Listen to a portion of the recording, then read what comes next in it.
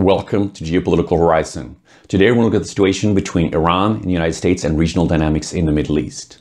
In January, Iran informed that it had reached 20% enrichment level of uranium. That is very close to the 90% required to develop nuclear weapons.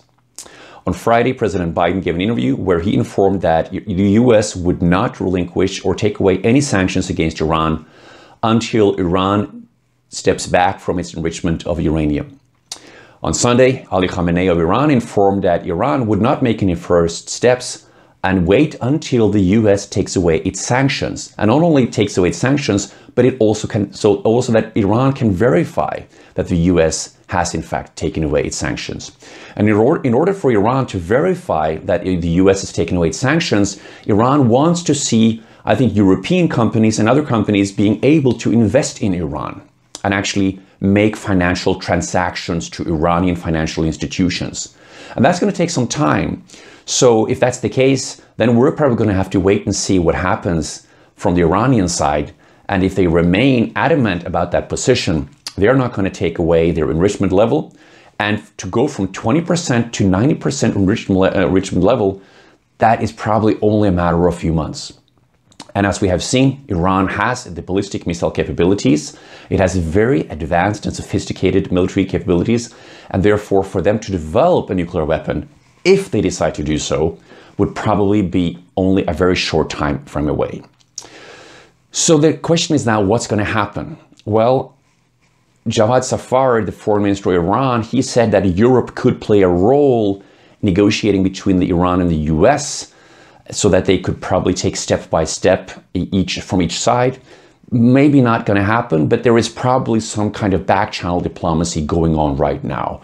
President Macron of France last week said that he also thought that Israel and Saudi Arabia should be on board in a larger, wider agreement. While that has good intention behind that perspective, probably it's not likely that it's going to happen in the short term. Therefore, the developments between Iran and the US and regional dynamics will probably remain tense, but Iran is very close to developing a nuclear weapon if they decide to do so. It has the missile capabilities. Iranian missiles now has approximately 2,000 kilometer range.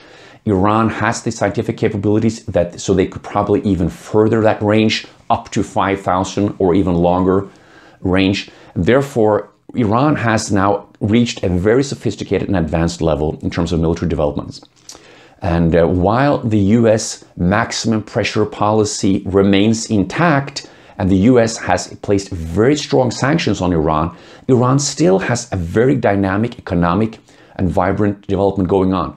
You can look at the Gorey-Jask pipeline development. They're about to finish that. That's an 1,100 kilometer pipeline they are building from basically the central Iranian region of Ghora to the Jask in the Mount Mabruk region, not far away from Gwadar and the Pakistani border.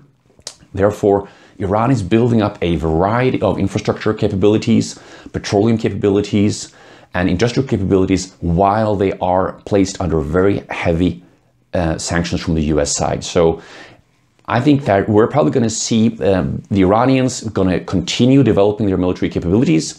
They're going to advance their industrial infrastructure capabilities as much as they can, because Iran has a very strong manufacturing base. It has a very strong industrial base. And this is something a lot of Western journalists and analysts don't see, and they are not aware of. But Iran has a much more vibrant economy than a lot of people in the West realize. Therefore, I think it's important to maintain this perspective. And I think, and I hope that there is some back-channel diplomacy going on, because there needs to be some improvement in the status quo. The status quo is probably not sustainable, because that's going to reach a point also with the February 21 deadline that is just about to near now. February 21 deadline is imposed by the Iranian parliament, and that is when they're going to stop giving voluntary visits to the IAEA visitors and inspectors.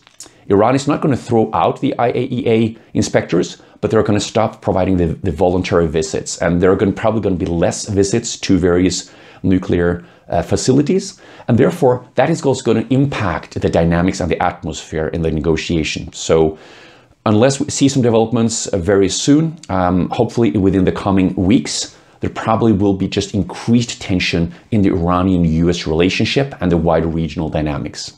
So we're going to have to see how it goes. Thank you very much for joining. And don't forget to subscribe to Geopolitical Horizon by pushing the button. Thank you very much. See you next time.